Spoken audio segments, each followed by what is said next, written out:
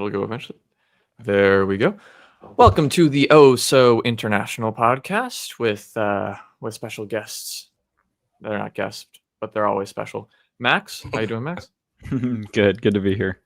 And I believe the debut of Drew. How you doing, Drew? I'm doing very well, thank you, sir. How are you? I am doing fantastic. I am ready to be hurt again.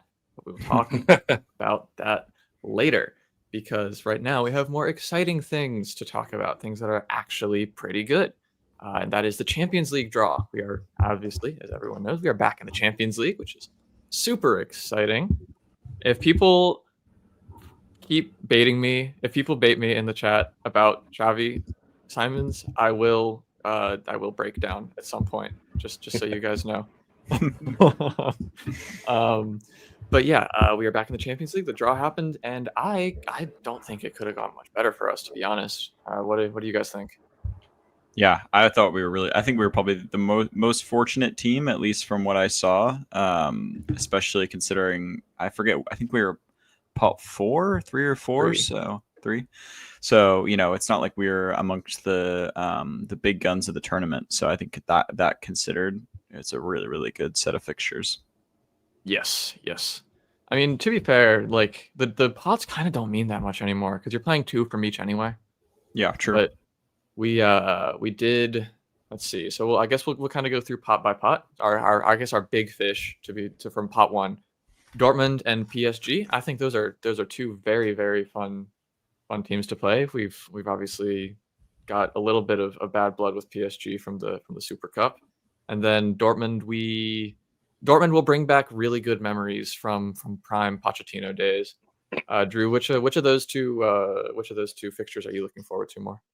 Yeah, as soon as you said prime Pochettino days, I'm remembering Sonny crossing to Vertonghen and the vibes that sort of that those bring up those sorts of emotions. So yeah, very much looking forward to it. The Paris one's going to be interesting because obviously it's going to be you would think it's going to be a far better PSG team, obviously, and we know what they're capable of. I mean, last season they proved that they're somewhat elite, and they've kept the majority of their players, and they've added Zamanier from Bournemouth. So, yeah, it's going to be really interesting. But of the two, I think I preferred Dortmund at home and Paris away rather than the other way around. I think that the Dortmund game is just going to be. I don't know why I really think that. I just think the Dortmund game is going to be more fun at home. Yeah, I think home games are always a bit more fun in the Champions League, especially if you can get the crowd into it. It's just those kinds of atmospheres are hard to match, I would say, as someone who watches all of them on video, because I'm a little bit far from. I guess we all are now. I'm not used to talking about this. I'm used to talking to people who are daily match goers. Now I'm amongst my own people, which is exciting. But yeah, I think I'm excited for Dortmund. I think they're a bit weaker than in years past. They kind of, I would say that as more and more clubs have kind of keyed into the getting young players at all costs kind of thing that teams like Chelsea are doing. They're kind of their niche. It's obviously still there. They're still getting really talented youth players. Like I believe they signed Joe Bellingham, if I remember correctly. He's following in his brother's footsteps. So there definitely are still talented youth players going there, but they don't have the kind of monopoly on it that I think they used to have, or like was assumed to have had. So I think that they're a really good team to have drawn. And then PSG, to be the best, you have to beat the best. And I think it'll be another really good measuring stick for where we are as a club. Once I don't expect us to win that game, especially since it's away. But I am expecting to learn from that game, I guess, to see where we're strong and where we still have stuff to learn.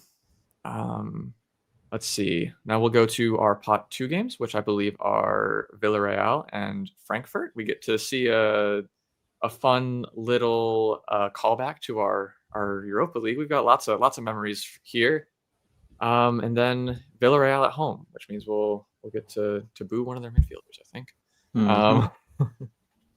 What do you guys think about these fixtures? I'll throw Villarreal to you, Max, and then I'll Drew. You can talk a little bit about Frankfurt. Yeah, Villarreal kind of constantly a team that's in transition, but I feel like they're still able to maintain a good level through that. They've had a pretty good start to their season. They had a insane win at Girona. They won 5-0 this past weekend. And then they beat Real Oviedo, which is obviously a newly promoted team in the fixture before that. So they've had a good start to the season. They've obviously lost Tierno Barry. They brought in, a unnamed Premier League midfielder. And yeah, they have Tejan Buchanan as well, I think, on loan from Inter. So they have a pretty well-constructed team, and it definitely won't be an easy game, but I think it's one that will be fortunate to have at home. They've also just sold Pino. Well, it's looking like they're going to sell Pino to Palace as well. So yeah, slightly weakened, but it'll definitely be. I think the thing about our fixture list generally is it's kind of a banana skin fixture list, even though that's kind of what you would say as far as a European fixture list that's not filled with top tier teams. We're gonna have to have our full concentration and be including really heavy, rotating, but including some of our best players across every game in order to not end up in trouble. So yeah. I think, and that's a long way to go all the way around to come back to Villarreal. But yeah, I think it'll be an exciting game. And then, Drew, what do you think about Frankfurt? Lots of good memories from there, but yeah, anything more than just happy they don't have Ekatike anymore? Yeah, happy they don't have Ekatike. Although I don't know if I'm more happy they don't have him or less sad that Liverpool do. I can't quite work out that formula in my head. But I was looking through the Frankfurt, or going through these teams, looking at the Frankfurt team when the draw came out a little bit earlier, and they've had about, I think, 7 or 8 changes potentially, or at least I think 8 people coming in. So that tells me that maybe they're in, maybe a little bit of a transition phase. So hoping, even though it's away, maybe we can catch them off guard. I mean, we were pretty imposing last year. And I think the fact that we shut them down in their own place, and, the hope is that you'll have a fit and fully firing Tottenham, especially the back line. Because I think that was, even though Romero was in the squad at that point, and I think VDV, they were still sort of coming back from injury, and you still thought that they were, sort of on the 70, 80, 90% of putting their foot down as opposed to really, really going for it. So the hope is that the team's, in a better position. And at that point, you would think if they're in somewhat of a transition or not clicking, and, we're as good as we were, if not better, then I don't want to say 3 points is guaranteed ever in Europe, but I would like to come away with at least a result. I think a draw would be certainly on the cards. Yeah, I would definitely agree with that. I'm kind of with you on the. I think this does make it a little bit more even in terms of the sad that Liverpool have Ekatike versus happy that Frankfurt don't, because we at least are actively affected by them being not having that quality of forward. Because I really like not having to deal with those kinds of players. Unfortunately, we kind of have to firm it with Liverpool because they've got those kinds of players all over the pitch. Right. So I think, let's see. Yeah, the Frankfurt game was the first time that they hadn't scored at home in over a year, and it was their most important game in that time too. Yes, that was. I think that was. I would agree. I think that was kind of the game where I was like, okay, our defense is actually back. Before, I agree. We had been coming back from injury. We had done all right to get past AZ, but we lost away, and we kind of we made it less comfortable than it otherwise could have been by conceding late at home. Despite getting all the requisite goals, thankfully. But yeah, I think that the Frankfurt home and away was really when it kind of showed that we could shut a team down if we needed to. Because even though they did score, they scored once over the 2 legs, but that goal was kind of like a wonder goal from Ekatike, and sometimes there's not really much you can do to stop that. So I am overall, I think from the first 2 pots, I think it's kind of hard to do better, unless you're like unless you want like an iron sharpens iron thing. But me personally, I am more than happy to acquire to get things that I think we can win, that I think will go in being the favorites for. And speaking of being favorites, and also speaking of the Europa League, when we look to pot 3, we see another one of our good friends, Bodo Glimt, and it's away. And we all learned the lore of Bodo Glimt away last season through following them in the Europa League up to playing us, where we got lucky that it was kind of warm enough that I don't think it mattered as much as it otherwise could have. And we also have Slavia Prague. I can't say I know too much about Slavia Prague. I have one of my family friends is a big fan of them, so I have a jersey of theirs sitting in my closet somewhere. But that's about as much as I have a connection to them. Anybody know a little bit more about them than I do? Yeah, I don't know too much. I know that they won their respective league last season. I was looking through. I think they were in the Europa League last season and didn't really have anything significant in the way of results there. So I think it's another banana skin game that we'll be happy that we're hosting. And it's one that you would expect us to win. It looks like they play a 3-back system too, so interesting to see if we just kind of go with a standard flat out system or if we try to match it in any way. I would love to see Kinski come in for that game. I hope Kinski gets some good minutes really across these games because he definitely needs that development. But yeah, I think it'll be an exciting game. And then as far as Bodo, I mean, I think we're really well placed to be playing that game compared to any other team because we've been on that ground before. It's turf, right? So it's like a very unique situation. Obviously the weather will be a little bit different, so it might be even tougher, but just knowing the conditions there already is a great advantage for us. And we saw in that Europa League game, scoring early and not allowing them to sort of grow into the game will be huge. And the same for a lot of these away Europe games, but yeah, it's an interesting pair of games there, Prague and Glimt. Yeah, for sure. I was looking back especially over the Prague stuff because I couldn't remember exactly the last time we played them, and I think it was 2007 and 8 and 2006-7, and we do have a 3 wins and 1 draw record against them over 4. So it's always nice, and we just need to, as a club, we should be looking to extend those markers. I want to be the club that the English club that Slavia Prague have been unable to beat ever. That kind of vibe. So yeah. As Grimsby showed us, it doesn't really matter how far back the previous fixtures go. Apparently, it's always hanging over the head of the other club. So as long as we can keep that streak of results going, I would be happy. I'll take anything I can get at this point as a positive. And we will now round out our Champions League draw with our pot 4, which includes a pretty decent team in Monaco, and then also a perennial semi-dark horse, I'd say, in Copenhagen. I feel like they never get super far in the competition, but they're always up to beat at least one large club, or at least give them a game. I feel like over the past few seasons, every time I see them in Europe, they're always pushing a team to the limit, even if they ultimately fall short. Yeah, they're a really difficult team to come up against, especially at their stadium.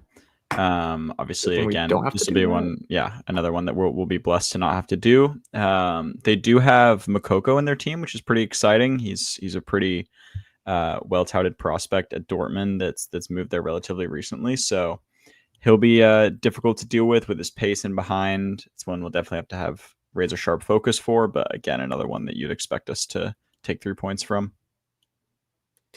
Yeah, I also think that I think it would have been really nice for it to have been the other way around, and for the Copenhagen game to have been the away game, and for Thomas Frank to have gone back to Denmark, because I just think there's a little bit of a romance about that. But I think he's going to. The thing is with that fixture is I think he'll be well received by both sets of fans, even though there's kind of a rivalry on the pitch. So it will be quite interesting to see how it goes down. I mean, typically, like Max alluded to, the teams like Copenhagen and those sorts of teams, and teams from like Sweden and Finland, they're always very, very good on the ball. Like they might not always last the 90 minutes, or they might not always quite have the quality, but you can be assured that they're always very organized and they're always very structured, and they're always, for the most part, usually I think pretty hard to beat. So it is actually quite nice. We got that at home, and then the Monaco game. I don't know why I never quite like going away to France, but I would rather Monaco than Marseille. I'll say that. I would agree. I would agree with that. I think, though, I am not looking forward to watching Akliouche play against us. Obviously, I've talked him up a little bit. Who knows? Maybe there's still time left in the window. If unfortunate things occur in other transfer dealings that I think we all are kind of expecting at this point, but we'll talk about that a little later. There's still time for Xavi Simons to jump out the window, right? But hang on, we have told Father we are not allowed to melt down. That is true. So, yeah. Jim gave us a talking to. We are not The allowed. lightning will strike above us. If we... Jim will wake up in a cold sweat and come shut the whole thing down. Can you imagine? Be like, they're melting down. I wanted to say a quick thing. Sorry, on Copenhagen. I just looked it up, and they actually are the direct rivals of Brøndby, which was the team that Thomas Frank was in charge of in Denmark. So a grudge match. You wonder how the memory of him will fare amongst Copenhagen fans. Like, will he get booed? Will they be happy to see him? Maybe. You never know. But yeah, I would have. There was me with all the romance and everything, and you've actually just pointed out that they're bitter rivals actually. Yeah, I mean, also for Monaco, I think the Eric Dyer reunion as well will be. I was going to say there are plenty of interesting players to look at there outside of Akliouche. They've got Mika Biereth, who kind of set the league on fire at the end of last season. I think he had like 4 or 5 goals in 3 games at one point, including a hat trick. Might have even been more than that. I forget the exact thing. But he was one of the players that I kind of wanted us to look at if we were looking at signing a backup striker if Richie ended up getting moved on. So I think he's another person that I am relatively concerned, not concerned, but he's a player to watch for them. They have Fowler and Balogun. And then they also have players like Eric Dyer, as mentioned, and then they have Ansu Fati who bounced out there. So they've got a really nice, they have a really, really nice squad, and they are they're one of the ones that I think is going to be quite a difficult game. I'd say probably honestly second or even third, depending on how Dortmund gel together this season. Also, Lamine Camara, probably one of joint best Senegalese midfield prospect alongside our very own Pape Sarr. So that'll be a fun matchup. I know a lot of Spurs fans were hoping we'd go for him as a sort of deep lying 6 playmaker situation. Obviously that hasn't happened, but excited to see him in action against us as well. If he plays well enough against us, then we'll definitely go in for him next summer, because that seems to be ours one of the ways in which we do transfer dealings. And then we'll build our squad around a double pivot of 2 Senegalese players that get constantly called up for the African Cup of Nations, and then we don't do backup. We are not allowed to melt down. So. Who needs January or February fixtures anyway, right? Right. Those are overrated. If you close your eyes through those, you can't lose them. But yeah, I think so. Yeah, overall, I don't necessarily want to do game-to-game predictions, because obviously no one's squad is complete yet. The transfer window has until September 1st at like 7 UK time for some reason now to close out. So squads, including maybe ours, hopefully, will add players and maybe even sell some if that's like a thing that we're allowed to do. But I guess like as of now, if the transfer window was already closed and you're looking at these other squads, how many points do you think we would get from these games? So just on this, I looked it up last year, and the auto qual bracket was between 16 and 21 points. Obviously 24 points possible. And the playoff was between 11 points and 15 points. So. All right. I will throw it over to you, Drew. What do you? How are you feeling? Do you think we're going to get into? Do you think we'll get in the playoff? Do you think we'll auto qualify? I think we can count ourselves lucky that we're not PSG. I don't know if everyone's seen PSG's draw, but it is brutal, just all the way down. Yeah, okay. and I'll see if I can find it while you're looking. While you're, Do you know, I've got a feeling that the home games are pretty favourable. I've got a feeling I would be a little disappointed having seen this and thinking that we're going to get another couple players. I think that playoff is the least we can think about maybe achieving. Auto qualification would be fantastic, but I would definitely go for the playoffs. Yeah, I would say I've kind of gone through the results and tried to predict a couple different things based on what could potentially happen. I do think you have to allow for a PSG loss and then probably another like couple banana skins, like maybe a draw or two, and maybe another loss like Monaco away is one we could probably just, one game we just don't show up for. We don't know what our injury situation will be like as well. So I think I'm kind of with you. I think mid to high tier playoffs is the minimum I'm hoping for. And then it would be great if we could just, truck through a lot of these weaker teams and end up in the auto qualification. But we could just end up like Liverpool last season and win the auto qual and then face the winners in the round of 16, right? So yep, nothing is. It's Luck the of the draw. Champions League. You're gonna play great teams no matter who you play.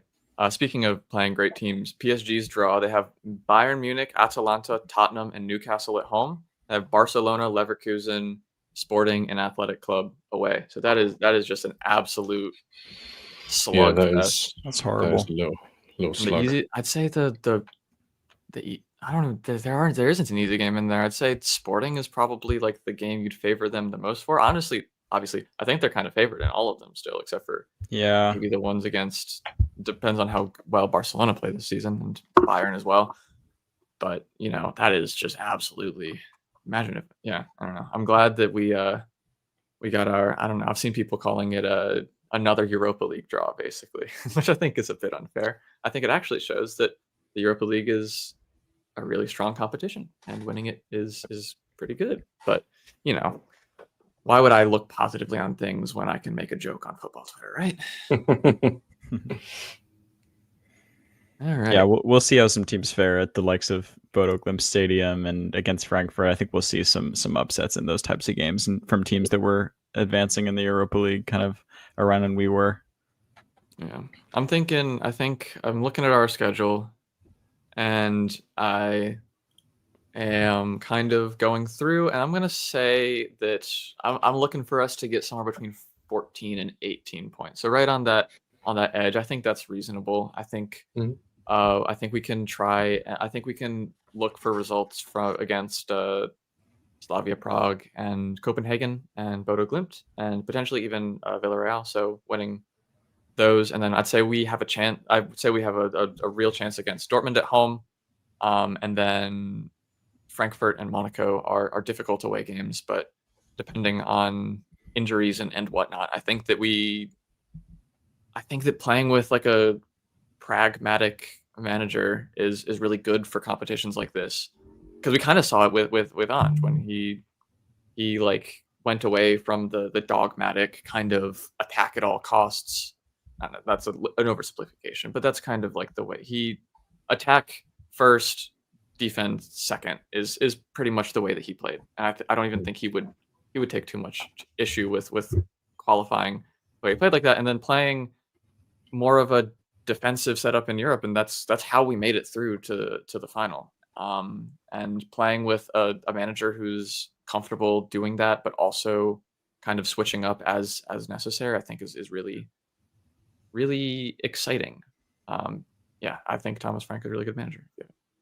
If you haven't And also those games where we're more pragmatic, we didn't have the set piece ability that we do now. So I think games where it's, we were defending well, but it was difficult to actually score, we can get those long throw-in corner goals that will just get us over the line in games that are just like gross and no one looks like scoring. Bringing on Kevin Danso in the 70th minute to do nothing but long throws in Champions League nights is going to go so crazy. It's a shame we don't have Vuskovic. I would have loved to throw him in and for a bullet header at the end of some games. Oh man, yeah. I guess we can talk a little bit about Vuskovic, because I think that's the one bit of pretty much confirmed transfer news that we can talk about, since it kind of sounds like Bissouma might fall through. Yeah. which whatever. Selling players is illegal. But Vuskovic is going out to Germany, playing, hopefully getting starting minutes in the Bundesliga. What do we think about this location? I'm going to try and table the discussion on whether or not he's homegrown, because I think the answer to that question is nobody knows. I don't know why nobody knows, but nobody seems to know whether or not he'll be able to be homegrown, even though he's getting a loan outside of the UK. Well, is he 18 now, or is he 17? He's 18. He's 18. So I think it's 3 years between 18 and 21 potentially. Yes. Okay. And so he could. I think if we kept him from next year on, then yes. I think we have I've done some research into this because I was interested, and I came to a tentative conclusion that it might be possible because it's what Arsenal did with Saliba. Saliba was brought in when he was 18 and then loaned out 3 times, but because he was registered in the under 21s team, he was able to be qualified as homegrown club trained. I'm unsure if the new labor rules in the UK have closed that loophole for players going outside. So he was registered with the under 21 squad, but on loan to another squad. Yes, you're allowed to be registered to the under 21s, even if you're registered to the over 21s. Right. The main club. Why didn't we do that with Sarr? Sarr, the reason that didn't work with Sarr, it didn't work because we bought him after the start of the season, and you have to be registered from the start of the season to the end of the season.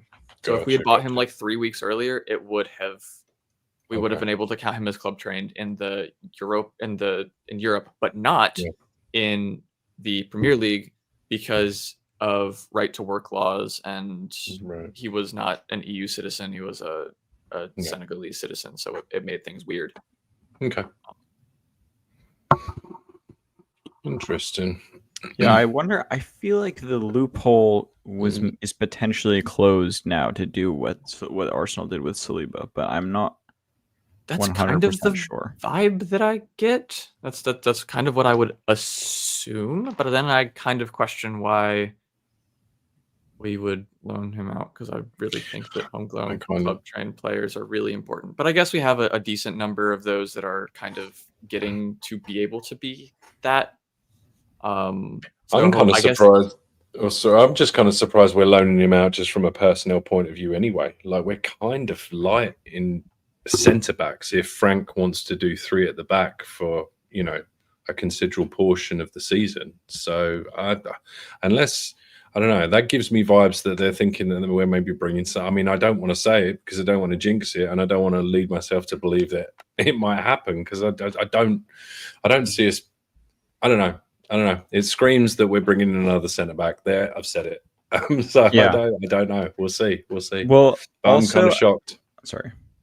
No, I'm just kind of shocked that he's going out, because he just seemed pretty formidable where he's been. Yeah, I think we would hope that, because we do have Takai in the first team and we just not seen him. So well, he's got plantar fasciitis, right? I think he's training fully now. I think I saw a Japanese outlet put that out. So we Geto, what a bomba.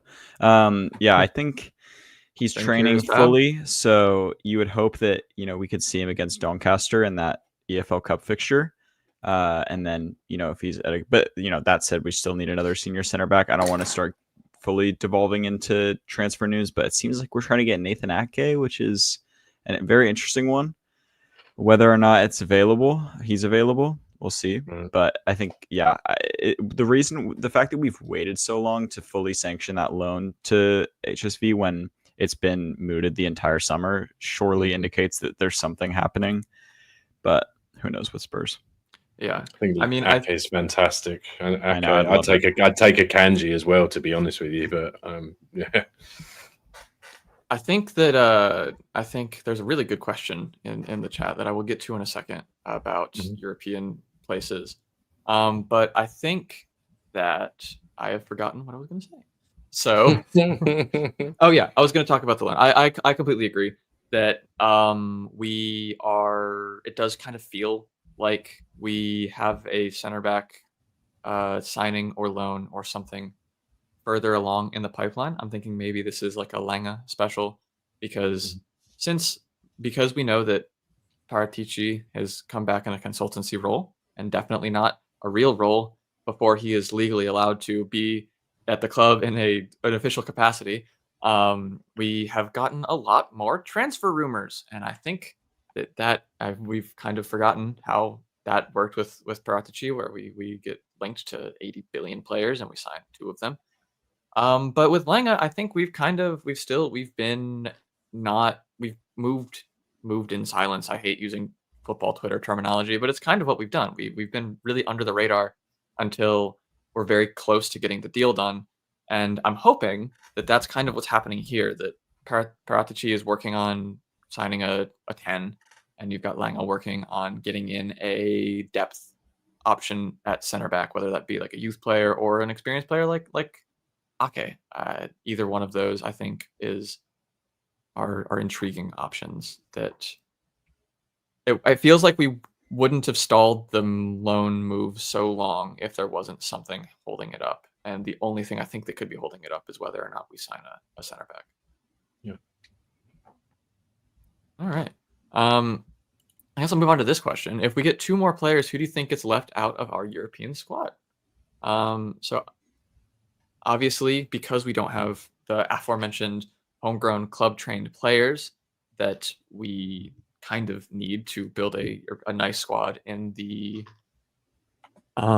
Champions League, we are a little bit short of the full squad that we're allowed, because you can, as it works, you have 17 players that can be anything, and then you have 4 players that have to be homegrown, so like trained in the UK at like a Premier League, I guess a British club, and then you have, I guess, ones that exist in the football pyramid, whatever, and then you have 4 that have to be homegrown club trained. So those are the players that we trained at our academy. These are the ones with the weird rules. You have to be there for 3 years between 18 or before you turn 21, or something to that effect. And we currently have 1, I believe. We have Brandon Austin. That's it. So I think we have a full quota of homegrown players still, which means we have 22 spots to fill. I will pull up a current squad list. Yeah, so Timo Werner loan with option to buy. No. Did you guys see an Ali Goals article? He said Spurs have a good relationship with Leipzig, considering they took Timo Werner off their hands for 18 months. I did see that. Really? No one has ever said anything more correct about that. Yeah.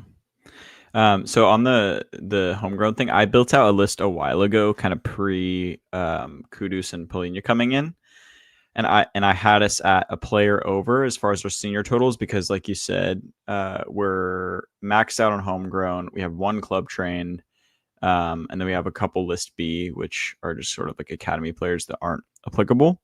So we have 18 spots. We were a little bit over when I last measured it. So I think with Kudus and Polina, we would be at like 25. But then you can pull out Madison, you can pull out Kulusevski, you can pull out Dragusin, and I would say you can pull out Basuma as well. I also don't have Solomon or Hill in this list because they don't count. Why would they go in this list? So yeah, I think those are ones that you're guaranteed leaving out. From there, so if we brought in, that's a good point. We could. I think Scarlett's too old for list B now, right? So he'd be homegrown club trained. Let me see. Yeah, he's list B. Yeah, so he's just. Is he list B still? He's list. I have down that he's eligible for club trained in the next season. Okay. So he's list B. Yeah. So and then next year we'll have list B for Gray and Bergvall. Oh yeah, because those are players you have to be at the club for 2 years and be under 21 to fit list B. So this year he's not. and Gray isn't. But next year they will be because they'll have been at the club for 2 years. And Yeah, then, and we'll have Lancashire as well in there. I'm pretty sure. and he's then the listed next year, both of those players will be homegrown club trained. Mhm. So we are hopefully by buying young, talented players, we are able to kind of fix this issue that we've been putting ourselves in for the last few seasons when it comes to Europe. In terms of leaving players out, obviously, I think Basuma makes sense. I think Madison, since he's going to miss most of the season, makes sense. And I think Kulusevski probably makes sense, given that he's out till at least 2026, and you can do re-registration in January. So if he's healthy and we believe he'll be able to help us with the Europa League, then we will be able to add him into the squad from in January at the expense of somebody else. I'm assuming we think did that include Takai? Did that put us one over? Or are we just No. assuming he's not going to be registered? Because I would not be surprised if he wasn't registered for the Champions League. It does feel like, I think, for a first season 21-year-old center back in a new country, I think it's more than enough to expect him to help out in the domestic cup games, and then maybe get thrown out at the end of Premier League games that we feel comfortable with if he is of the level to do so. So that's kind of what I'm expecting from him this season. Obviously, he could prove me wrong. I haven't seen him play much because he's been, hurt.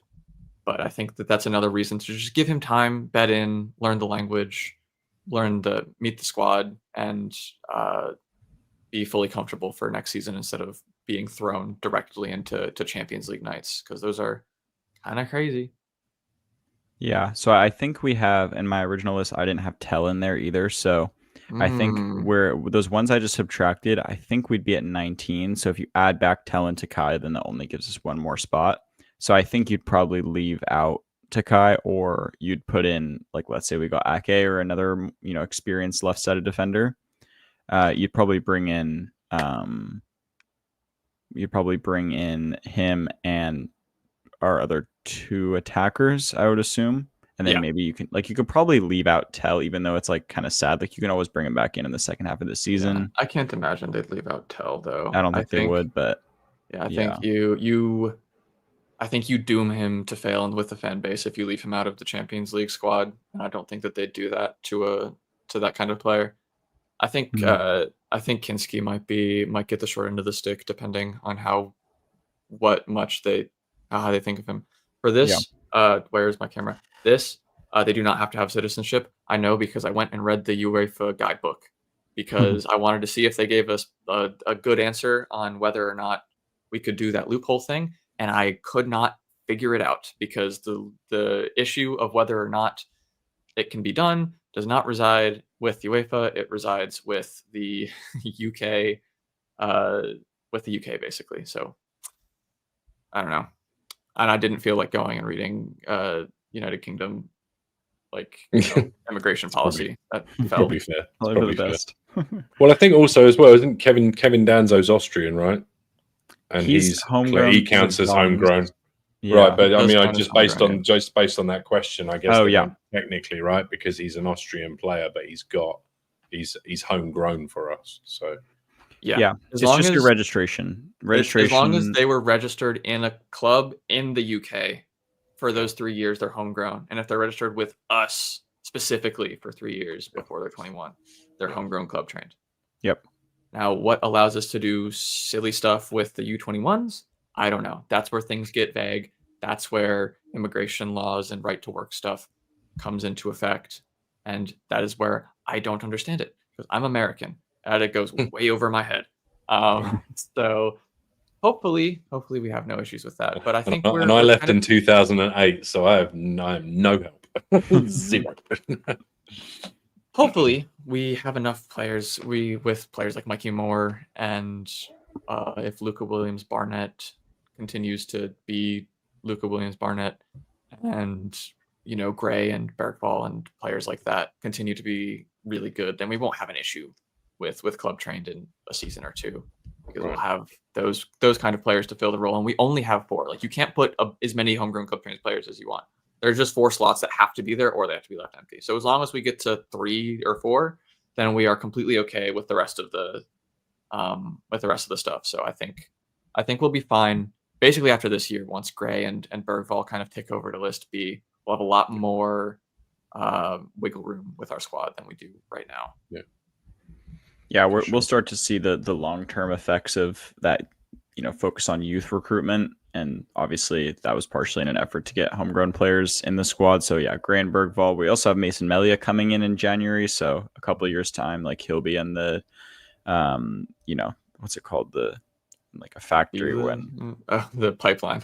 Yeah, the pipeline. Yeah. So I think this is the last season that we have to worry about this whole, should we sign Kyle Walker-Peters? Should we sign Dennis Sirkin? Like we don't really have to worry about that as much in the future. I still would sign Dennis Sirkin. Yeah, no, I mean, he's a good player. But so to answer Jack's question, this year, no, we don't have 4. We have 1, and he's a backup goalkeeper that is probably third string at this point. But next year, it'll also be 1. Next year, won't it be? It'll be Sarr. Sarr can't be because he didn't get here before the season started. So it's still got to wait another year. Well, no, Sarr can't do it. He won't ever be homegrown club trainer. Oh, he won't ever. Oh, okay. Well, that sucks. Which is really annoying.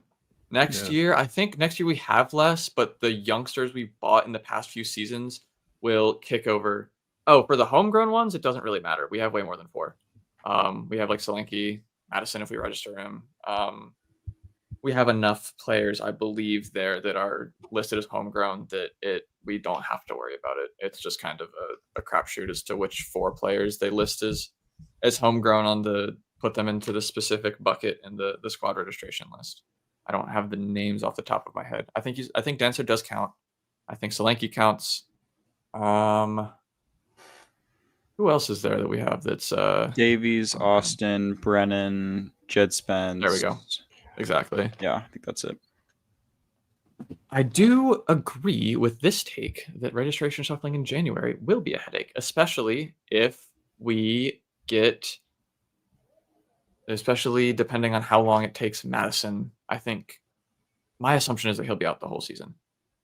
That's kind of where I'm at. I think if he comes back, it'll be in like May, and I don't think it's worth holding a spot for an injured player that long. Because you're banking on making the Champions League final to make that worth it. And unfortunately for him, I know that sucks, but I think it's better to even have a player like Takai or Tell who can actually contribute, because we've seen what happens when injuries arise. You need to have that next player up.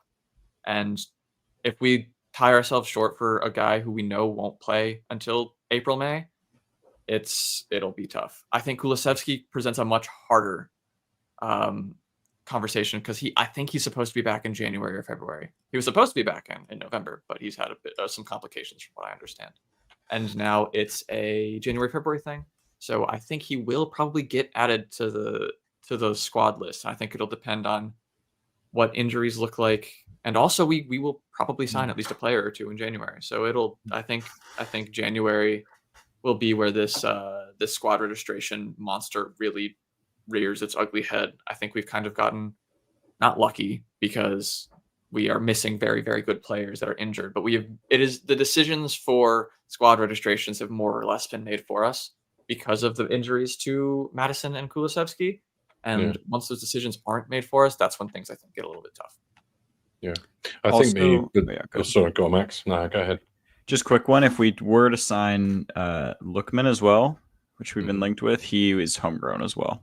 So that's kind of another boost, even though he's not coming from an English club. Just want to say that. Do we have, is there a possibility that, is it African Cup of Nations this year? Yes, we would lose him for it.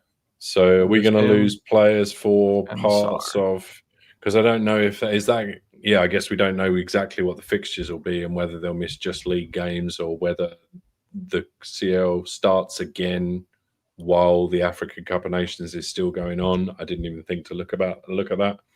So yeah, there's so many variables. We could not qualify, just putting it out there. Then it's kind of irrelevant.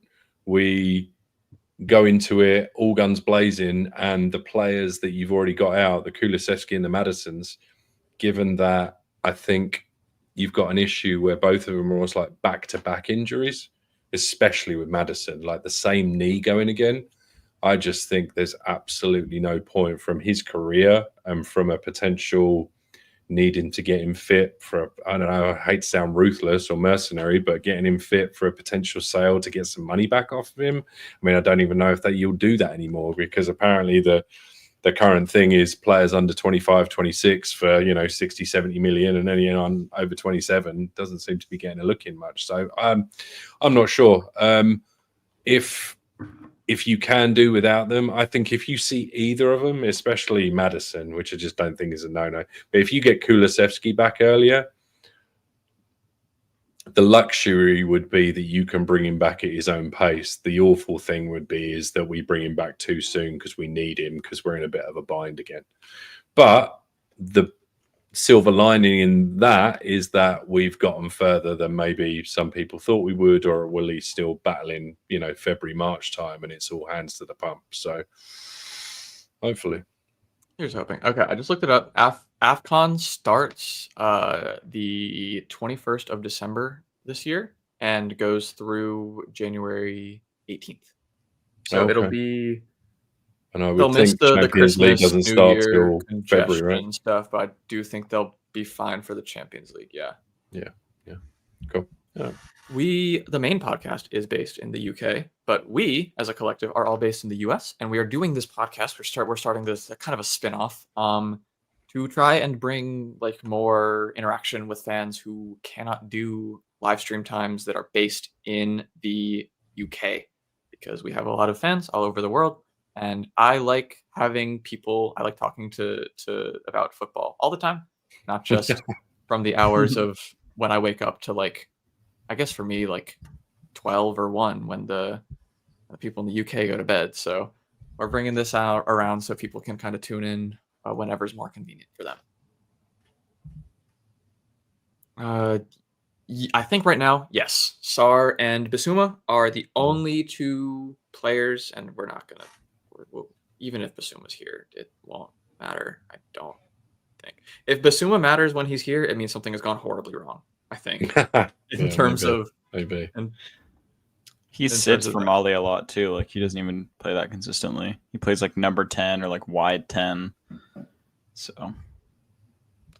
Wait. I actually am. I will be going to watch Sonny when he plays in San Jose. I'm very excited for that. I got to see him once at the new Tottenham Hotspur Stadium, and that was very, very cool. Unfortunately, I watched him play Burnley under Conte, so that was the most boring game you've ever seen.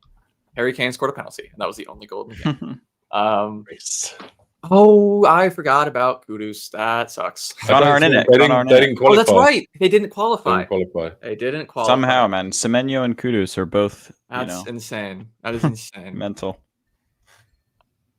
But yeah, I think I'm excited to see Sonny again, and it'll be a lot of fun.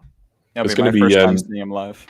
Yeah, it's going to be sunny watch, because I'm going to try and see him in Kansas City when he comes play Sporting as well. So yeah, we'll do a sunny watch. I don't blame you. It's always fun when I play. The only issue is I would do the same thing for Messi, but he doesn't play ever. Right. Well, he came here, and I think he did actually play the match, but the tickets that they were the prices for the tickets were ludicrous. Like, you go and see Sporting KC any other day, and it's like, $20-30. Messi comes to town, it's like 600, and you're like, what? 600? What? Yeah, the crazy part about that is that the same thing happened similar when I was in Austin. He came to town, and tickets were not that expensive. I think it was like 4 or 5. People don't care about football like that in Austin yet. But I was like, it's crazy. But I think the crazier thing is that I looked at it for more than 2 seconds before making a decision that I definitely was not going to pay that, because I don't know, it's messy, man. It's messy. It's once in a lifetime, I guess. I got tickets to see Son for a game in October, and I got it like right as like Ben Jacobs was like, teasing that the move could happen. I was like, these people are not incessantly on Twitter the way I am. So I'm like, I'll get the LAFC shirt while it's on discount. I'll get the tickets when no one knows about it. And now all the shirts are gone, and the tickets are like 3 times the price. So thank goodness for that. I did the same thing. I got the tickets to the game here before it was officially announced that he was going to be an LAFC player. So I think this might be one of the few times that being chronically online has helped me in a monetary sense. So I'm very excited. Yeah. Mm. You're gonna wear the Spurs Sunny shirt, or are you gonna wear an LAFC one? So being, raised in Northern California, I'm not going to wear an LAFC shirt, but I did bring my son. I have this do you remember the away shirt from the Conte season that has this weird galaxy thing? We wore Yes, it when I we love that played one. Leeds away, I I think. love that one. That's the one that Harry Kane was keeps the it Coke Leeds bottle one? in, right? Yes, yeah, that one. Yep. So I have Son with that one because I was like, I got to get one kit from the Golden Boot season. So yeah, randomly have that one. I'll probably wear it, but thanks, Scott. Yeah, that's I've got the the purple one, the purple and the one that looks like it's got like construction stuff. Oh on it. yeah. I That's got the one that I'm thinking one. of. That was in the Leeds Yeah. game that I'm trying to. Yeah, That's the one that I got because that's from the season that I went. I remember that was such a fun season. I remember watching. I watched the Arsenal Newcastle game where Arsenal had to win to not get passed by us in an airport, just sitting on like the most uncomfortable chair of all time. But I'd woken up like super early because I had a flight, and then my flight got super delayed. But it was fine because I got All worked to out. laugh. All worked out. Was that the purple kit with the bright yellow lettering? Or the orange, purple kit and bright yellow. Because I think I've got the same one, and then I got a Kane one, and it's got Spurs across the back, like as the line, like sort of weird. Hang on, I'm just gonna go and get it because he's not wired in. He's got the freedom of motion. That's crazy. I could never. Everybody. Oh, yeah, this bad boy. Oh, mine's a bit newer. That's that one's different so one. nice. That one's so good though. Oh, that's so nice. I'm Yeah. jealous. Across the Oh bottom. yeah. Mine is more aggressively purple. That must be like. It's got to be 27, maybe 17, 16, Yeah. 17, 17, 18, around that time. Same as the other ones on the wall. That's a really cool one. That is a cool one. Yeah, no, mine's a bit newer. Like I said, more aggressively purple, in a way that you would not from afar be like, is that black or is that navy or is that? Mine is like, nope, that is very, very, very, very purple. It's like maybe like this color purple. Oh, obnoxiously so. Yeah, I was thinking. I was having this debate with my brother about our new third kit. I was wondering what you guys think. Is this because I think it's like, first of all, I think in general this is probably the best kit lineup I can remember us having in a long time. But I think this third kit specifically is like one of the best modern Spurs kits I can think of. Just with the retro badge, it looks like a Brazil Total 90, so it's like you can get Brennan Johnson R9 on the back, you can get Richarlison R9 on the back. It's like such a good shirt. But I think it's like, probably the best of the new Total 90 ones. And yeah, I'm really excited to get it, but I tried to order one and it was like $50 in gotta wait till it's tariff available through add-ons. US means. Yeah, I found the same thing actually. That's crazy. Drew, what do you think about the kit? What do you think about all the kits? I guess we're talking about anything. Fantastic. I got the Van der Ven one, so I got Van der Ven in black. Nice. I was thinking about doing the trilogy this year. To be honest with you, I was going to go with the new signings in the yellow and the white. I'm not sure now. I was going to do the Kudus because because the thing is, I was on the website as well, and you can change. They've got different lettering, so you got the Premier League lettering or you got the club lettering, and I think it's the Premier League lettering with Kudus. It just looked really nice. The Kudus 20 on the yellow. So yeah, that might be the next flex. But yeah, both of them are nice. I could do without the central badge, to be honest with you. I know it kind of echoes back to days gone by, and I know that we've had kits in the past that are famous for the central one. But yeah, I'm kind of badge on the side vibe, really. But I'll accept it. I mean, they should have done the tick centrally if they were going to do that. To be fair, like you either got to go all the way central or just do it normally. To be fair, or give us one. Don't give me two central. Like give me one central badge on the third kit, but give me the home and away. Like give me some form of tradition. I mean, I'm very much sounding like the 45-year-old man that I am right now, but I would like a little tradition. Come on. I think that especially for I think that they should just put the my camera's gone. Oh well. No, it's all right. There we go. You guys can still hear me? Yeah, we can hear you. Hey. Yeah, Wow. just me, guys. But I think Hey, that, this is the 1-1-1 formation. This is. Is it? My camera? I think my camera might have overheated. It's very hot in this room. Yeah. I'll open a window and then hopefully I'll be back. But I was gonna say, I think that they should just move the tick to like low on the kit. I think that would be like the best place to put it. I agree that I don't like it with it in the middle and then the kit on the tick on the side. I think that makes it look really weird. Yeah, I'm considering the trilogy as well. I think the black and the yellow are both like I gotta get those, and then the home. It also depends on the season. Like I usually get the Clo lettering because we're not gonna win the Prem.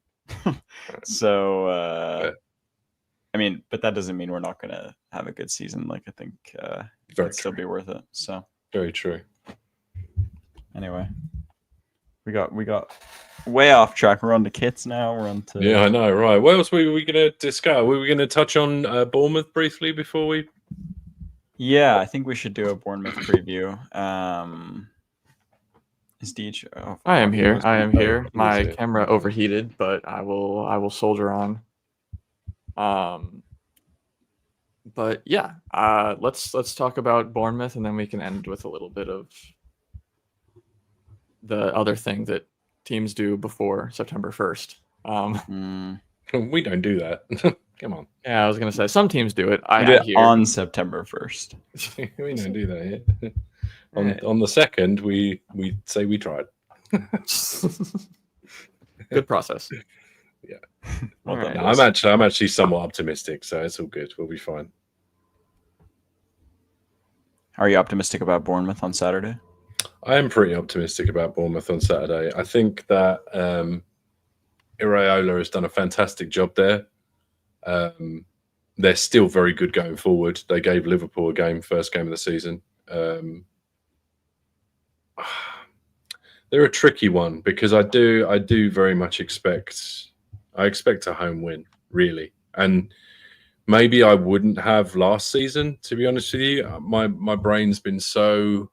And this is not to call out anyone, or I'm not here to bash, and I think we all just need to move on. But we had sort of 18 months, 2 years of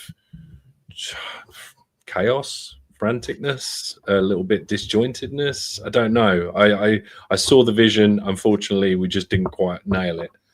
But in the short time that Frank has been here, he's already, I don't know, the last 3 games are just exceeded my expectations, but I'm still like, my expectations were here. They want to be here.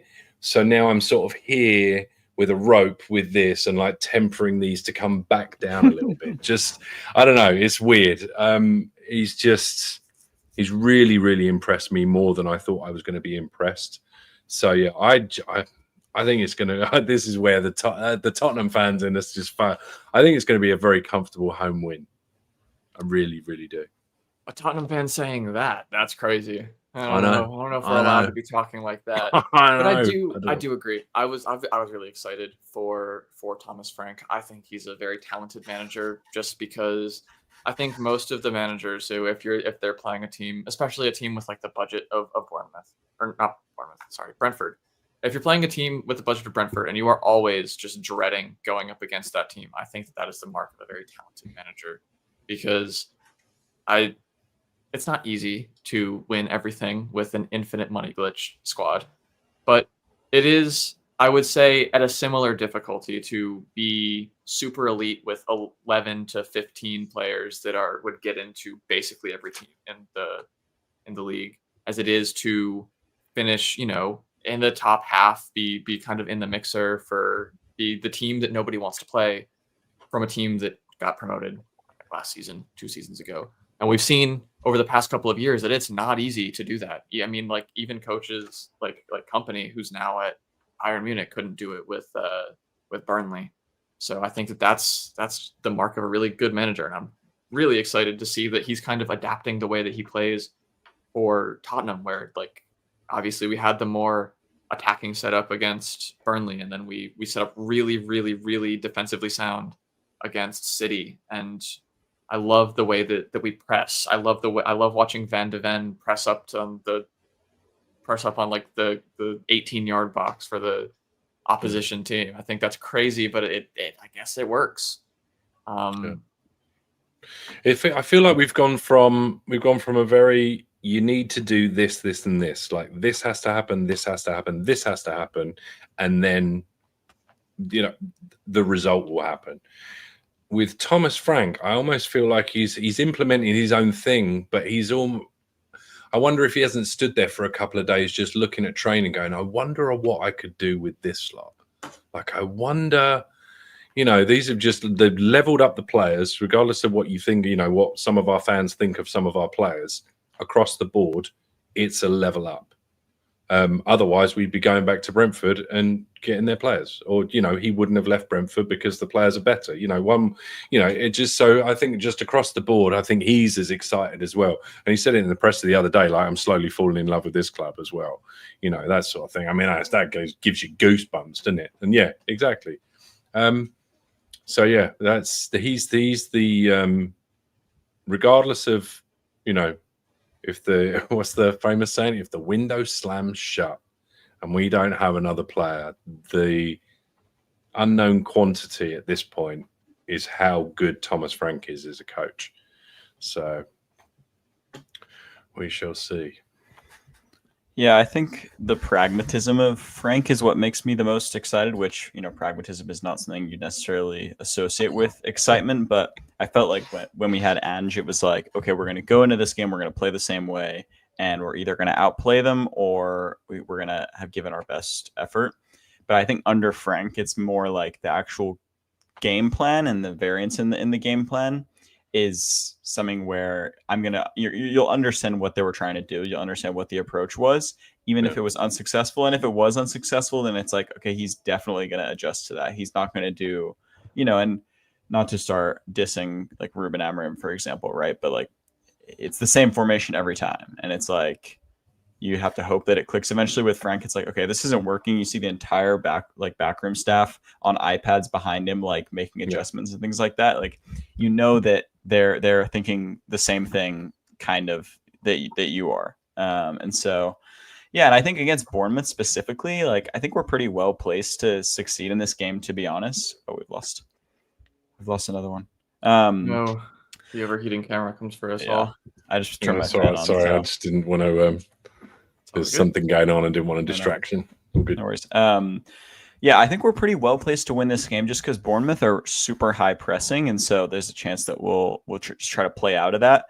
But I do think that we would have a lot of success going long in this game. Richarlison's hold-up play has only grown better. Solanke's hold-up play is good.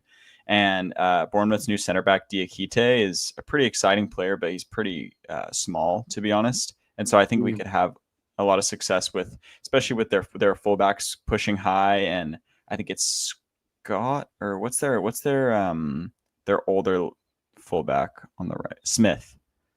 Yeah, Adam Smith. Adam Smith. Yeah. Adam Smith. One of our own. he's not the paciest. Yeah, he is, to be fair. I didn't even think about that. Yeah, he's not like the paciest. So I think with the space that Truffert is leaving on one side and the lack of speed on the other, like, we can really exploit them. And yeah, we'll see if we try to kind of neutralize them or if it ends up in more of like a basketball game like it was against Liverpool. Yeah, I was going to say Diakite is a Football Manager legend for me, so I have a soft spot for him. He can play across the back, he can play all positions in the back line, and I've signed him. Every time I take Sheffield United to glory. Don't ask why I take Sheffield United to glory. I don't know either. But he did not look particularly settled in the Liverpool game, and that would be a cause for concern for Bournemouth and a cause for some real close looking for Thomas Frank, who I think will be watching those games and trying to see what he can pull from these teams. I'm excited. I think that could be an area that we could definitely exploit. I also agree in terms of not having the fastest wing backs, and I'm one I think they're trying to play them in a similar way that I think Arquette's played, who can't really defend, which has been laid bare by watching Liverpool play. I think I don't know. I'm excited. I'm scared about Semenyo, but who wouldn't be? And I think we will win, obviously, because I'm not going to say I think we won't. I guess the question to ask you guys is, who do you think will set up in the midfield? Like, do you think we'll do the same? Do you think we'll play the same front three that we normally do? What do you think? Anything changed from the City game outside of like tactics, or do you think we roll out more or less the same 11? I think Bournemouth will do a better job of not necessarily denying Paulinho the ball, probably the opposite, like giving him the ball and then pressing him after that. So I could see us maybe doing like a Sar Bentancur Bergvall instead. Although I wouldn't be against. Like I think we've done a good job of shielding Paulinho in possession so far. So yeah, I wouldn't mind seeing a Bergvall, Sar, Bentancur, but then you'd imagine the back line is the same. You'd imagine the forward line is the same as well, unless Frank wants to, be careful with Richie's minutes and bring Solanke back in. But I'd be fine with an unchanged team. Yeah, I'd be fine as well. Yeah, unchanged. I mean, you do have to, like you say, balance getting minutes into legs. But when he said that, Paulinho's not even fully fit yet, and you think that, he could probably do with the minutes maybe a little bit more than, who are the younger ones would come in, but chances are they've probably already got maybe a little bit more fitness in their legs. You young whippersnappers, do you know what I mean? You run around crazy. So I just think that maybe he gets another 60, 70 minutes. You solidify a nice home win, you get a couple of goals, and then hopefully bring on the, like Fergie used to do. I don't know if you guys know Fergie. He was a football manager about 20 years ago. Yeah. He used to sprinkle the kids in, you get a convincing lead or you get 2-3 goals up, it'd be nice and tidy. And then you pop the kids in for 10, 15 minutes and they grow in confidence because the team is already playing confidently. Do you know what I mean? So, and that I think is how you build a squad and build confidence within the banks of the team. So yeah, I'm all for pretty much keeping it the same. You only really change things when you need to start changing things. And who doesn't want to do 9 points out of 9 going into the international break? Manager of the month incoming. Here we go. I hope not. Honestly, it's that's the poison chalice, isn't it? It's the poison chalice. It really is. It really is. I'm also interested to see where Udogie is in terms of fitness. Yeah. I guess according to our ITK, who is also a member, if you want more ITK that is as trustworthy as this one, who also knows way more that he's not giving away here, you should join. You should become a member. You can join our Discord group. You can join our Discord group even if you're not a member. You can just join some of the. I think that we have some special little areas for those of us who want to help support the channel. We very much appreciate it. If not, liking and subscribing and commenting and whatever does wonders for us. So yeah, thank you to Scott, who is like I said, our noteworthy ITK who knows everything.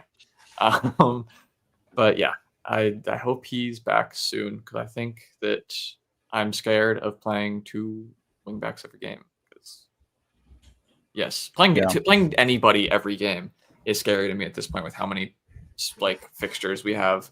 Like that may have been doable in years past, but I think we've seen with us last season, with other squads as well, it's just not as feasible as it used to be, and we need to have those kinds of players to rotate with, especially when you have players as talented as Udogie, to like a player that I think we would have all assumed was a top 5 starter. I would say 5-6 start left back in the league going into the season, and now will be fighting to get his place back from honestly someone who's quickly becoming one of my favorite players to play for the club. Yeah, it's really exciting to have that kind of competition, and it's something that we've kind of struggled to build in the past. I think obviously everyone thinks back to signing a backup for Harry Kane, which we seemed to be incapable of doing until he left. I want to say our best one was probably Fernando Llorente, unless I'm forgetting somebody. Mhm.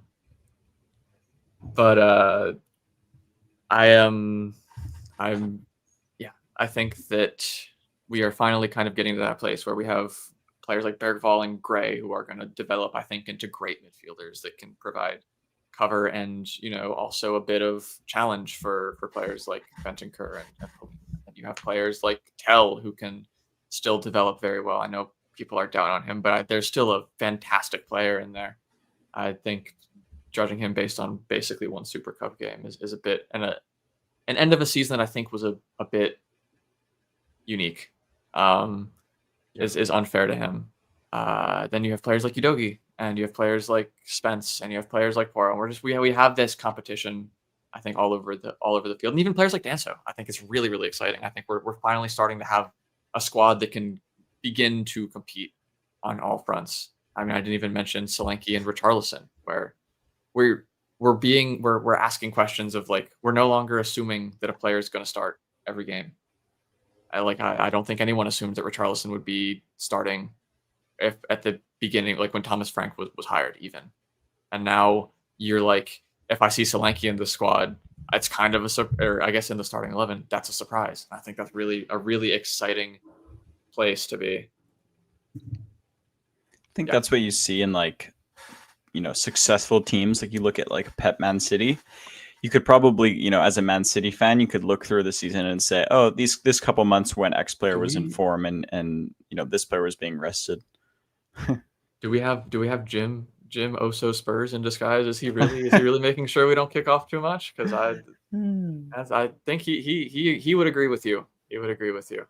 I don't think that'll happen, but stranger things have happened. So I don't know. At this point, anything. Just keep dreaming it. Yeah. What was I going to say? I think what we have with Richarlison and Solanke is exactly what should be happening in the squad right now, where it's certain points of the season where one player sort of has the nod and you have this kind of ongoing competition and rotation to where it never really feels like, oh, this player is just not featuring or this player is being overused. You kind of have a nice balance with it. I do think we're almost there as far as our fullbacks are concerned, but Jed Spence is our backup right back as well, and he's playing left back right now. So as injury proof as Poro has been so far, there has to be rotation there eventually.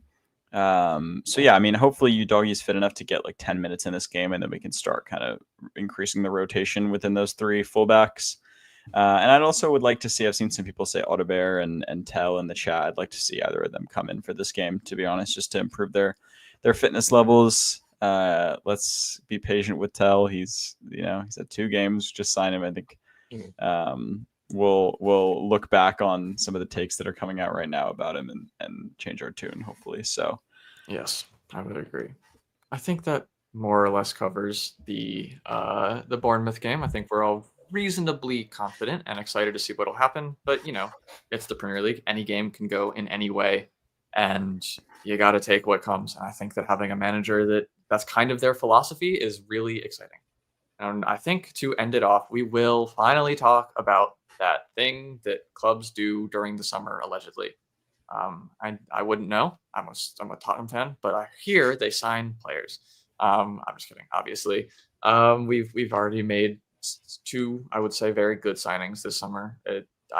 Even if you don't count the loans that we've made permanent.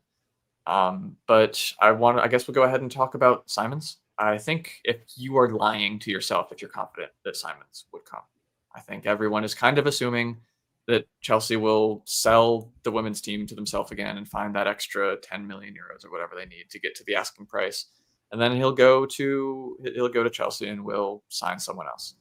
But I guess I want to touch on this thing, this attitude problem thing that kind of gets thrown around a lot. And I mean, you can remember we've had a lot of very good players with like attitude problems, allegedly. Like you can like attitude can be, if used correctly, I think what I want to say about this is that it can be harnessed in a positive direction. Like, I think Jed Spence had an attitude problem, allegedly. Like, I don't know the guy. I never met him. But now he's using that attitude. If a player's playing well, attitude becomes confidence, basically. And like, everyone loves that Jed Spence is saying, bring me your favorite winger. Who's the hardest player you've played against? I don't know. Haven't played against him yet. Hope I find him soon. Everyone loves that kind of talk from a player who's got an attitude when they're playing very well. So I think if you can like harness that correctly, because also just because you have an attitude, you're not like still like a chill person, I guess. Like I think Jed Spence seems pretty chill from the James Madison vlog. So I think that stuff like this is some of it is club posturing, because we've read stuff about some of our players having attitudes that I simply refuse to believe. We've read things about players kicking off about training that I simply refuse to believe. So some of that I think is probably an agent talk to get the price down. Honestly, like if you want your player to be if you want your player to leave, you want the club to want to sell him, and you want the fans of the club to want him gone. Because if the fans of the club want him there, then the club is between a rock and a hard place, I guess, when wanting to sign him. So I would take I'd take any conversation about attitude with a grain of salt, and I trust that the no assholes policy. I don't know what I'm allowed to say on .com, so I'm gonna toning it down. Demonetized already, done. Exactly. All over. I think the thing with Simons is that if I was listening to a guy who was on a show earlier, who has followed his career, and he's been arguably the best player in his class at every age group. I mean, he was the best player in the Messiah in Barcelona, and that's clearly does something to an ego. But I think if you, like you say, if you can harness that and you get Van der Ven, and if you're lucky enough to maybe pull off an Ake signing, and you've got that kind of Dutch trio essentially, and you've got two, Ake being slightly maybe a little bit older, but Van der Ven kind of seems a little bit older than his years. I don't know. I think you've got a couple of players there at the very least that he'll feel comfortable bedding in with, and that probably aren't afraid to give him a little shout in Dutch that everyone else goes, did he say what I think he might have just said? And go, yeah, I think he just said what I think he just said. So, I think it's not too much of a concern, especially with Frank, because I think he'll weed it out in the player interview, right? He's like, no, this guy, yeah, it'd be great, but he's not for me. He's not right. So I don't think it'd be fine. I think I don't think it'd be an issue. I think the attitude thing is very often, brought into conversation where it's not necessary. I also think you kind of want a bad attitude in the way that it's being defined, because when you get a player that has experience from a young age at really competitive clubs that are trying to compete for European places or titles, you get this like nothing, there's nothing else but winning mentality. And if players, we saw it in like the documentary, right? If players are like flipping out on each other, it's like a little bit, daunting to see as a fan, but sometimes it's beneficial for the sake of like the overall mentality of the club. And I would say that Javi Simons is, an S tier level talent that would be one of the greatest examples of us. What is it? Falling on our feet, falling backwards onto our feet, basically. With that said, I'm, absolutely petrified. I have a pit in my stomach. I don't really think it's going to happen, but hey, let's see. I'm trying to jinx it. So or reverse jinx it. But yeah, I think for the attitude thing, like it's a certain type of player where you often see, I think, biases creep in, biases of certain kinds creep in to, give players unfair labels. So Frank has a no dickheads policy. I don't think the club. Oh, did I? Yeah, it's fine. No. Frank has a no bad people policy, so I don't expect us that we would have gone all out in the way we have, and probably made him one of our top earners if we were worried about that. Yeah. No, I'd agree. Also, maybe the attitude thing can work for us, because I too would feel a little bit disrespected because he does not seem like a priority target. This is not a referendum on Garnacho, even as much as you could make it that they had the funds to sign him probably because they seem to have close to the amount to sign him now, and they chose to sign another player instead. Yeah, player. I mean, I don't know. Like I said, I still think he'll probably end up at Chelsea because that's just kind of how it feels like the window's gone. But who knows? You know. That's what I'm saying. That's what I'm saying. Sorry, guys. He's messing with Sorry. my money. I'm just kidding. Sorry, Lord Jim. He's gonna wake up fuming. Yeah.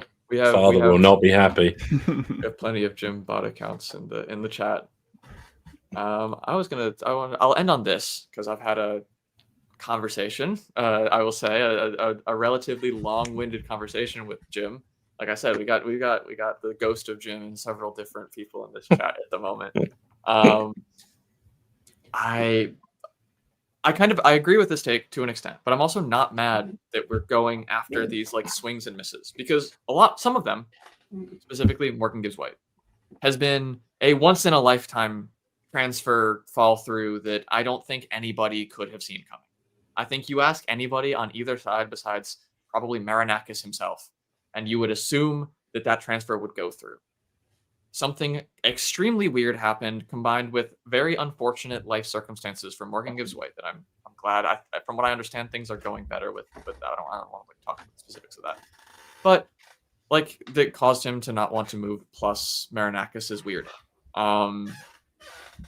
And weird is, I think, the most I can say. Actually, I'm in America. I can say whatever I want. But I don't know if you guys saw the tifo that Crystal Palace rolled out the weekend. I thought that was. I'm interested to see what comes of that, but I thought that was a great, a great one. Yeah.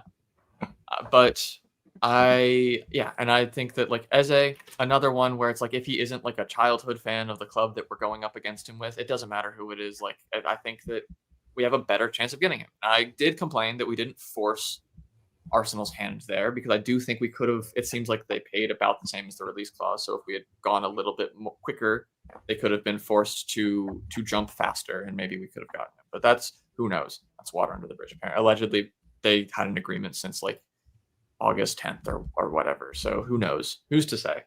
But I'm glad that we're going after these kinds of players. I wish that we would go after them in June. I wish that we would go after them in July. Leaving ourselves this late does create a sense of panic, especially if this Xavi Simons thing rolls on past tomorrow, which it doesn't seem like it will. It seems like all the reporting is that he wants to clarify his future in the next, like before the weekend. But you know, we've seen how accurate reporters can be, so take everything with a grain of salt. And I hope that we've learned our lesson and that we're working in the background for another player that isn't being actively bid on or, you know, worked with by another club at the moment. But yeah, I think it's good to shoot for those signings. I think it's good to that's kind of the way I think that you become like a big club. There was a question about that in the Discord about like what can Tottenham do to truly break into that kind of like level of like massive club or whatever. And I think the only way you do that is by making big club signings.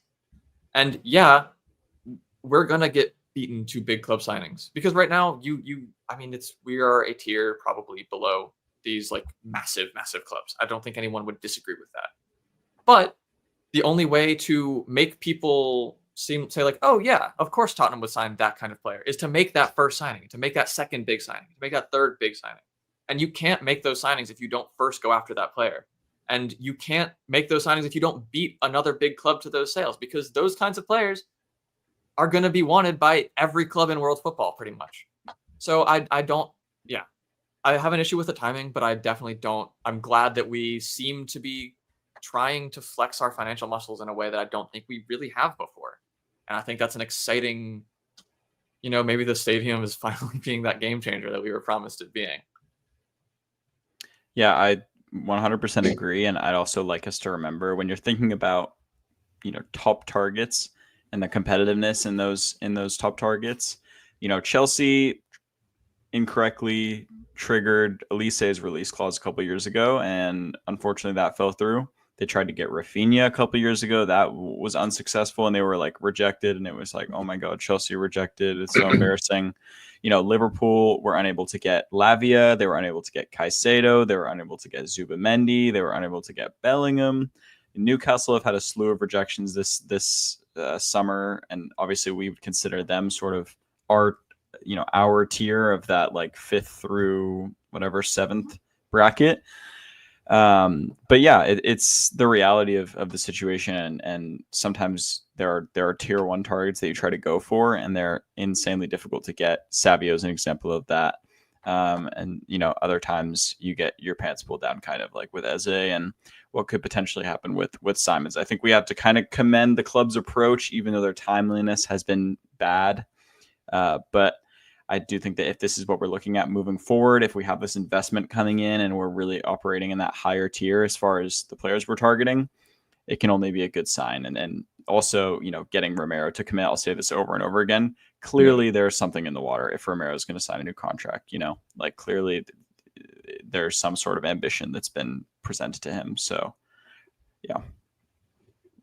Yeah, I think signing Romero was probably the biggest statement of intent that we could have made this summer, besides signing like someone probably in the £100 million range. I think Romero deserves to be like a ridiculously expensive signing if we were to sign him right now. So yeah. I hate to use it's like a new signing thing, but having that down and showing that ambition, showing that we can lock players into this project is very exciting. I really, really, really, really, really, really, really rate Romero. I think he is great. And I think that having him, a World Cup winning center back, as the rock of your defense, and having that's the kind of player that you need. He's kind of is that first signing I was talking about. That one where you bring in that. I think Romero is world-class player. I think if you can bring that player in, then more world-class players are going to want to come play with that world-class player. If Van de Ven can stay healthy, I think Van de Ven can get to that level. I think Van de Ven has ridiculous physical talents that allows him to do things that very few other center backs can do in world football. Just the way that his body works. Hopefully his body works. But having those kinds of players and then signing players on top of that, like signing players that we did not get this summer. I mean, you could even argue signing players like Kudus. I think Kudus could be world class if he can figure out how to get that end product down a little bit more. But you can say that about a lot of players, and so I agree. I think that I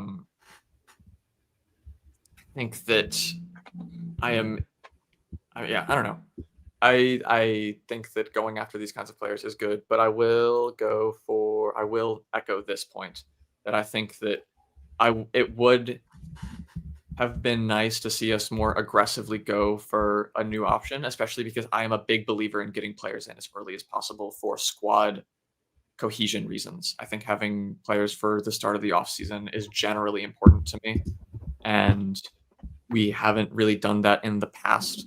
And we did not do that again for these players that we need this summer, specifically the 10. Though you could argue that, hey, maybe we didn't need the 10 until Maddison went down injured and we were kind of assuming that he'd be healthy. But based on Maddison's injury history, I'm not sure if that was the wisest idea. And we did also try to sign Gibbs White before that. So, yeah.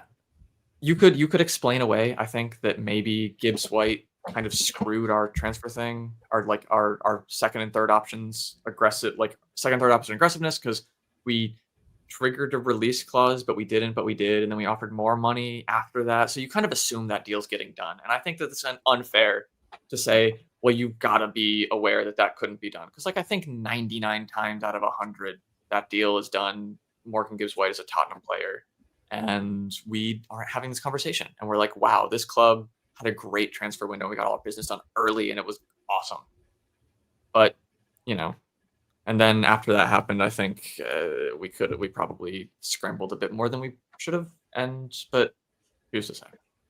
Yeah. And we'll know about Xavi tomorrow. So as soon as that succeeds or falls through, then hopefully there's another, we can just kind of move on and move on and move on, which is what we needed to do earlier on. But at least at this point, it seems like the club are determined to get 1 to 2 in. Yeah, this is an interesting point, and I would assume that for Savinho specifically, I would assume we've been working on alternate targets. I think we're also having a little bit of culture shock, almost going from Langa ball to Paratici ball, where you go from no links until here we go to updates every single day saying the same thing, but because Paratici seems to be friends with Fabrizio, it feels like.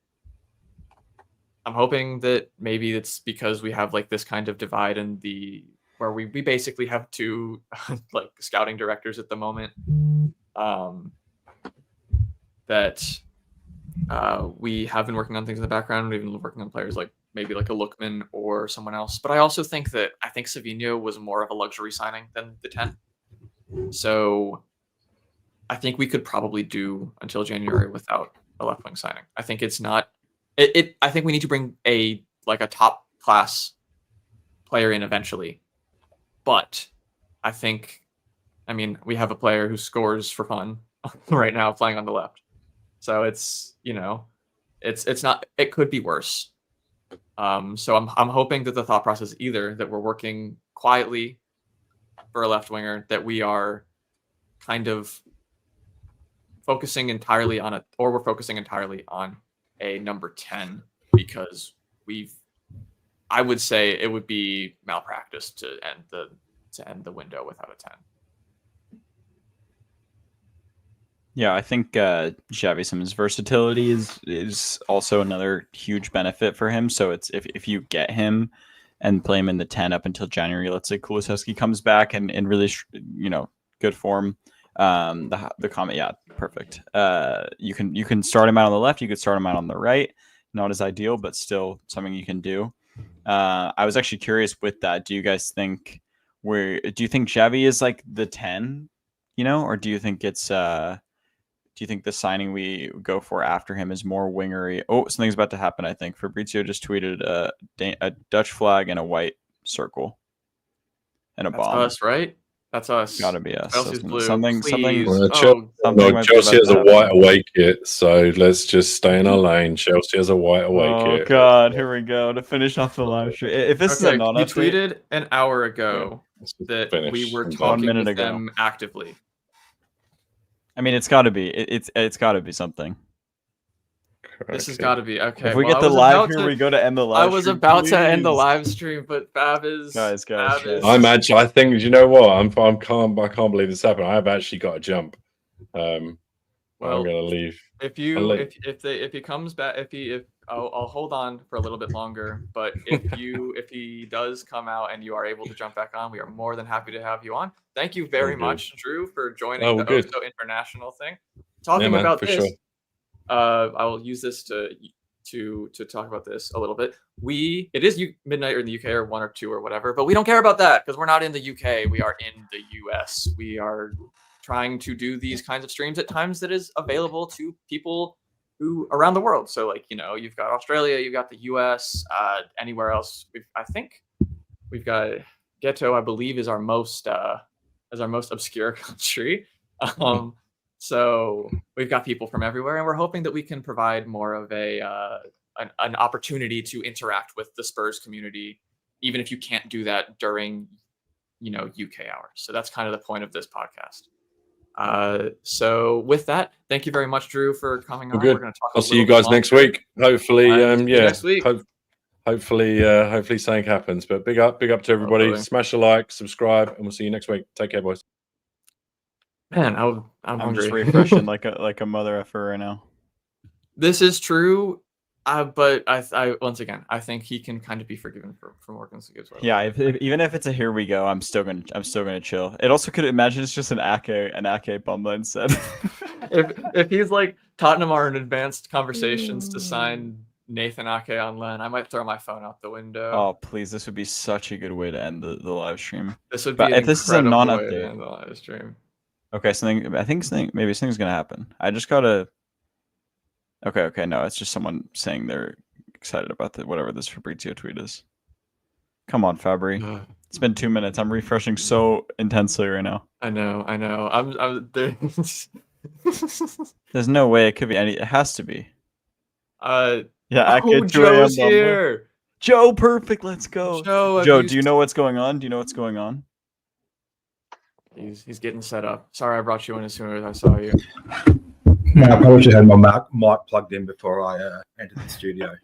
I heard Drew was leaving, and I was like, "Oh, it's time for me. Get me in there." And what you said about the tweet from Romano. So, tell me what's going on. I don't even have X. So he's just tweeted a Dutch flag with a white circle and a bomb.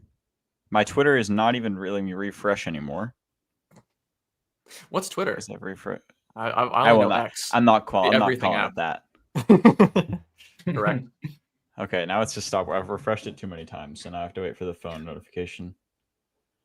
For goodness sake. I honestly can't control myself with it's like, no, I've got to hold back. I can't get excited about things. And then it's literally like, I hear you guys talk about someone else tweeting that isn't the guy that was signing. I'm like, we're doing it, boys. We're in. We're back on. Wait. Okay, the source just said something as well. Tottenham agrees 60 million euro fee with RB Leipzig for Javi Simons. Official bid accepted. Green light after THFC sent formal bid following players' encouragements. Spurs want the deal done today. Also on player side, medical in next hours. Here we go. Expected soon. So it's definitely boom. Fabrizio. Yeah. So it's definitely getting hijacked. But this is Fabrizio. Okay, man, he's had a rough window though. He has. I will. He's not really done like a player thing though. Like it's not really like he's still just kind of saying club to club. Well, he said that it was sent with the players' encouragement. Oh, following players' encouragement. Medical in the next hours. Oh man, I hate that I have to go to sleep. I hate that he didn't say "here we go." That's the thing that bothers me. The sleep part's normally great for me because it's the morning starts as I'm going to bed in England, and then I get to has anything happened straight away? I go to sleep, and then all the stuff gets to happen, and I wake up to Eze's gone to Arsenal, or nothing's happened. Oh dear, yeah. I feel like I wake up and then all the notifications have condensed in, and I press it. It's like, I'm like, all this. It seemed. We've agreed the fee. Whatever, man. We've agreed the fee. Green light on player's side, which means that I would assume that would mean he'd accept. So I guess it's just whether or not he gets intercepted on the way to the medical again. Yeah, I think he must just be covering himself. I mean, I would understand not giving a here we go to anything Tottenham does for the next 4 to 5 years, if I'm being completely honest. I heard that all Chelsea guys are on that alpha male grind podcast time frame, so they all go to bed at 7 p.m. and get up at 5 a.m. So they're missing it right now. They're all asleep. They're missing all the deals that could get done. Does it make a difference? Is he a good one, or is he actually a third choice, or is it both? That's kind of the question that we've got here. He's really good. I don't know if you can see what I'm wearing. He was the best option all along. Wait, he was the best option all along. Well. Unless it falls through, then he's garbage. Yeah, he's terrible. Are you saying that legitimately, Max? He's gone. Worst time, Joe. Yeah. But I think he is a really, really good player. He's the kind. He is one of those players that that's a What's nice on the back? Kit. Got anyone on the back of the kit, or is it just a standard one? No, I have a few kits with no names on the back, and I'm waiting to send them out to this guy. I was gonna get Mickey on it, but I might have to get some. Could be a different Dutch player. Who's to say? But I would agree with this, Jordan. But it's no fun if you don't get a little bit excited. It's exciting to me that we have moved quickly in this. I think that is the biggest thing for me, is that we seem to have gone from not really being in much contact with his camp to getting a deal agreed, getting personal terms pretty much agreed, it seems. And medical in next hours, man, I'm not going to sleep tonight. That's crazy. No, I'm going to stay up super late, honestly, so I can try to get a little tidbit. in the morning. It's funny. It seemed like this one was like we were like, let's make sure it can actually happen before we do anything, before it gets any further. And then like they're ticking all the boxes, being like, all right, he said he'll come if we pay him this much money, and if Leipzig will take this much money. All right, let's do it quick. Let's go. And hopefully, yes, no, that's what we needed to do. I think we may have actually like learned a lesson, because like they probably offered him 200,000 euros. That was the story that was coming out. That would make him our highest paid player. And I think in previous years, we have been hesitant to break our wage structure for truly world-class talent. And that, if we sign him, it's still a big if, because obviously Chelsea, we just have to hope Chelsea, all the people at Chelsea are still fast asleep. And they don't realize until we've done the medical. We cannot have anyone posted at anywhere near he lives to pick him up and bring him to Chelsea instead of to Tottenham Hotspur, because it happened before. If it happens again, I will lose my mind. But I'm glad that we've at worst, even if it does get hijacked, we have moved in a manner that I truly think we have actually done everything we possibly could. We have moved fast. We have moved decisively. We have given into demands that we probably don't want, but need to do to get the deal done quickly. And I think that is a step in the right direction for the way the club moved. Absolutely. And also, if you think about, we've talked about this a lot, but like you watch like a Premier League preview package, right? And it's showing like Chelsea and they have Cole Palmer, and they show Arsenal and they have Saka and then whatever. And it's like for us, like, yeah, we have some great players in attack, but our best players are Romero, and our probably our best three players are in defense. And so this is the kind of player that like can be the face of the team. And I'm also saying with players that are, fit right now, you could say Kulusevski and Madison are like franchise level players, but we did sell our old one. Yeah. He's over here now. He's ours. Yeah. Well, we sold a couple of them. Yeah. So now we need another one. And this is like the perfect kind of thing, especially with his age, like it could be so significant. Unfortunately, I wish I had confidential information, but honestly, I still don't believe that he is going to be going anywhere. That's not true. I was at 25% at like 2 my time. I'm now at 40%, maybe 50. But I wish I had any better confidential information, and I'm sure you'll have a good laugh at us if you end up signing him. But we tried. At that point, that's all I can ask for from our team. I'd love to know how Chelsea get the money that they have. How many times that they've sold their own assets to themselves. This would be fire. This would be fire. Oh my God, that'd be filth. Yeah. That Xavi 7 would be unbelievable. Listen to you guys talk about 7. Do you think 7? Oh yeah, 7 makes the most sense, doesn't it? Yes, Yeah. I think it's got to be, because 7. What's the other first team number that's available? I mean, there's one other one that I think it was like 16 or something. He's taken 7. Yeah, it makes perfect. He's such a 7. He wore 7 at PSV. I think he's 10 at Leipzig. I think, but yeah, I think he's. Yeah, I don't know. I think, and I'm not gonna be.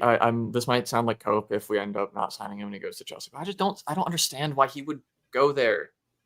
He'd be in Cole Palmer's shadow. He would, and like, I don't understand why Chelsea would want to block Esteval. Like, he looks, or Esteval, or however you pronounce his name. He looks really good. Like, I'm not afraid to say that as a Tottenham fan. Yeah. He looks really nice at 18. Why would you block his development? I wish I were as confident as you. I will be as confident as you. I don't I'm really not confident at all. Yeah, I'm not either. I just feel like Chelsea can do it, so why are they not doing it? Like, Ferran Torres is Ferran Torres. I keep saying that. Fermin Lopez. I don't know why I keep mixing them up. Fermin Lopez is supposedly their 10 target, and it's kind of interesting because he's a different profile to Palmer. Simons is closer to Palmer than Fermin is, so maybe that's just like what they think they want to do now, and it's dragged on long enough to where it could just be falling through. But surely they would do something. Like surely they would just they wouldn't have done all of this legwork just to like let it, falter. It just doesn't make sense.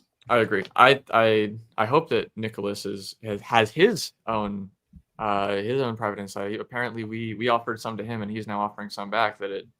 He thinks that Simons doesn't seem to be on the radar anymore, and I would love for that to be true. Is he a Chelsea fan? He is a Chelsea fan. He said he felt like he was behind enemy lines. As long as you're civil, we're happy to have you.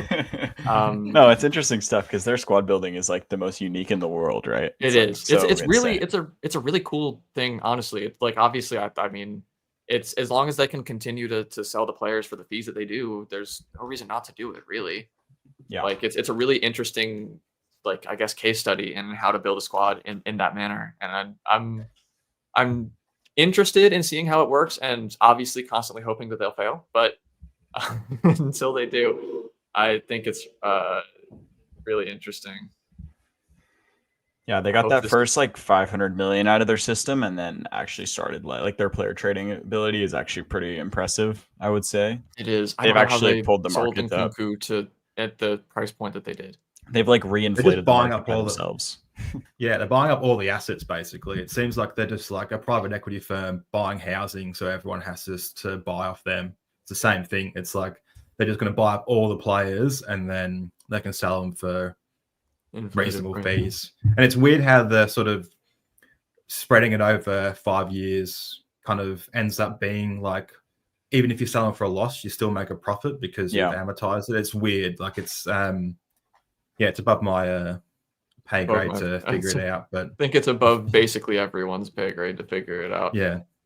Robert Palmer. Thank you, Robert, for the donation. So I will now immediately steer the conversation towards this because I appreciate you very much. Obviously, we will interact with the chat whether or not you donate, but I'll obviously appreciate anything. Thank you very, very much. So if we get Simons, then I think what do we think about if we ended with Simons and an Ake type and Mainu, because of Simon's ability to cover the left wing. I was going to say that I think the Ake deal makes a lot of sense to try get him. I think he actually fits a lot of teams, though. It makes a lot of sense for a lot of teams to go in for him. So I wouldn't be surprised if he ended up somewhere else as well. But he obviously can play on the left of the back three, or back four, any position on the left.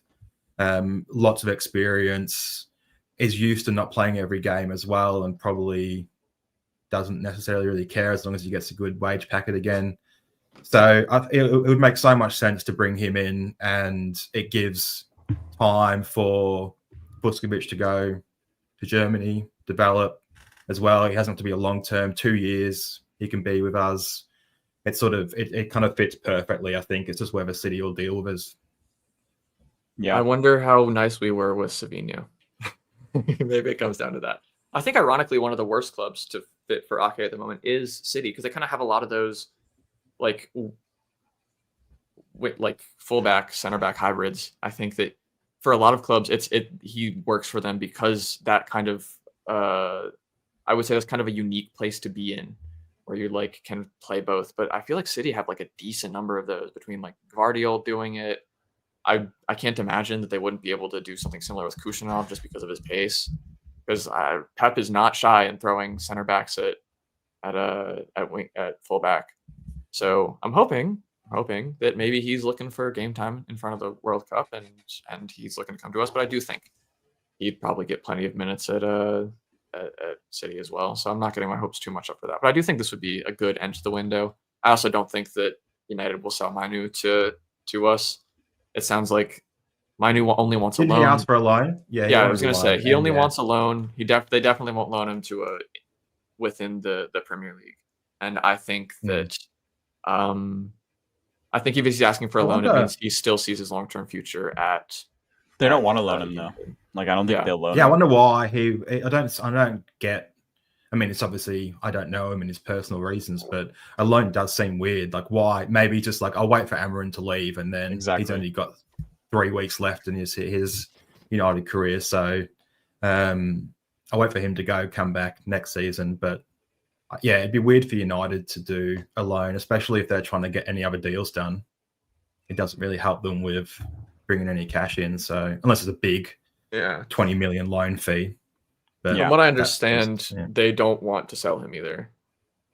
From what Fabrizio said, they don't want it. They want him to fight for his place. But I think obviously they'd want to sell him instead of loaning him. I think loaning makes literally no sense for them. No. Yeah. I mean, this isn't a United show. No, it's not. Sorry, so Max, I'm moving us back. I'll say that to say more about it, to talk about United a bit more. But they don't have legs in their midfield, and I don't think he brings that suits because they need so much. Like they need Sarr. They need Sarr in their midfield, basically. That's if he was good. Yeah. So and they don't have that, and I don't think Manu fits that. So he would be good in our squad, but I just don't. It doesn't seem to make sense for all parties, especially a loan for us. That would make no sense. Yes. We will. I do need to eat. I have family here, so I'm holding them hostage basically. It's like 10 o'clock body clock time, and I think they've been messaging me. So I'm gonna have to. I guess you guys could stay on if you want, but I will end my almost 2 hours here. We can jump. Yes. Yeah, you wrap it up. I will end my presence here with this question. I think this is a good one. If we get Xavi, which as we've spoken, I'm up to 55% confidence. You heard it here first. Is it more of a priority to get a left winger or a left center back? I think this is actually a really good question because I think these are both positions that we don't necessarily super duper like. We could go into the season and probably be fine, barring injury. So I think this is an interesting question to pose. I would say, I think if we end up with Kudus, Polina, Simons, like Lookman, okay, let's say, that's probably that could be a 10 out of 10 window. It could be a 9 out of 10 window. Yeah. You agree or no? I would agree with that. I would definitely agree with that. But in this hypothetical scenario, we're only signing one player. You're not allowed to get everything you want. So I will throw my 2 cents in and say it depends. Another non-answer. Yeah. So basically what I'm saying is it feels like we are targeting a higher caliber of player for left winger than left center back at the moment. It kind of feels like we were shopping for Savinho. We're looking at Lookman. We're looking at players who you think you can plug into the starting 11.